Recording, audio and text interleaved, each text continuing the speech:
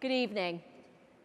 On behalf of the Society for Science and the public, it is my privilege to welcome the finalists, parents, mentors, judges, evaluators, and other distinguished guests here tonight for the Regeneron Science Talent Search. Before I go on, I just want to make a mention of two very special people here tonight, and I'd like to introduce them to you, and that's Dr. Marty Chalfie and Dr. W.E. Murner, who are both winners of the Nobel Prize in Chemistry. Can you please stand up?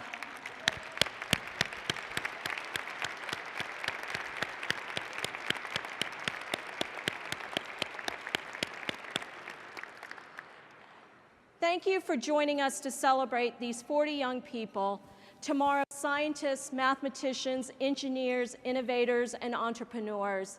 They represent our future, and I am sure you agree, after learning about them today, that our future is bright. These young leaders will someday be uncovering solutions to our world's most intractable problems. Interestingly, 27 of our finalists are children of immigrants, and 5 are immigrants themselves.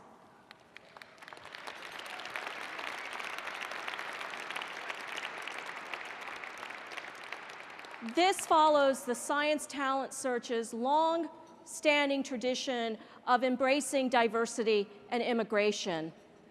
As you might guess, when the competition first began in 1942, the participants were a homogeneous lot.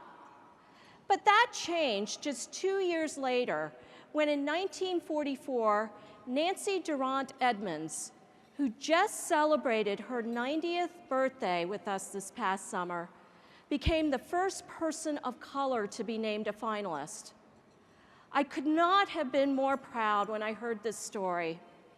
The hotel that was hosting the Science Talent Search that year did not want to allow Nancy, an African American, to enter the hotel.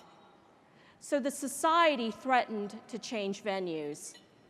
The hotel acquiesced, and Nancy participated in the competition. Nancy later attended Radcliffe College and received her medical degree from Boston University. Today,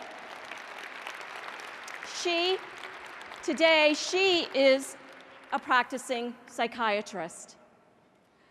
Roald Hoffmann, class of 1955, has a truly remarkable story.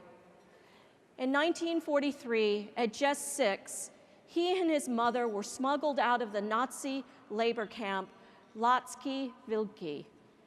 They both hid in an attic in a schoolhouse where his mother taught him how to read and where they played geography games using old textbooks. After living in the attic for 15 months, they were freed by the Red Army.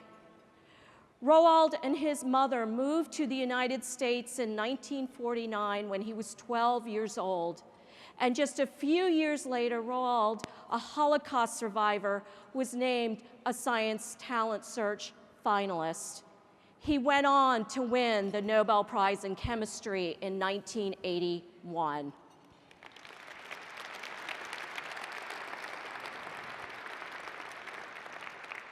And fast forward to 1986, An Toon Nguyen Quinn, a Vietnamese refugee, came in 5th place just 5 years after arriving in the United States, moving to a small town in Ohio. An learned English while living in a refugee camp so that he would be ready for life in the United States. An received his undergraduate and medical degrees from Harvard and is currently a doctor in Los Angeles.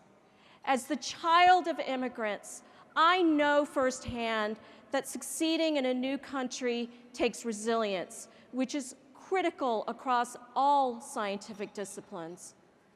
Importantly, the Science Talent Search values diversity, which is vital to the future of science.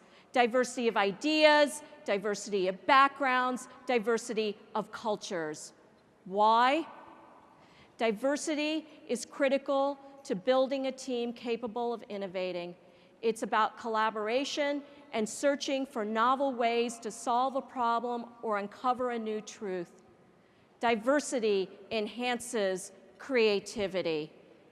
With that in mind, who knows where our next generation of Science Talent Search finalists will come from?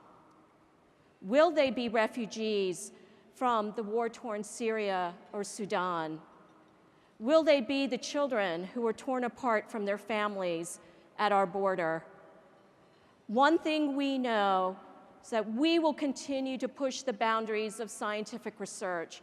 We will approach our world's problems in new ways, looking at today's finalists and thinking about the students to come. I know we are in good hands. I am thrilled that together with Regeneron, we are able to continue this competition now in its 78th year and provide these young people with a platform to showcase their science. And I'm proud to continue the Science Talent Search's strong tradition of supporting a diverse group of young scientists. Let's give Regeneron a huge round of applause for their generosity in their support of these 40 students and their enthusiastic support for expanding access to this competition so that we can hear from more diverse voices.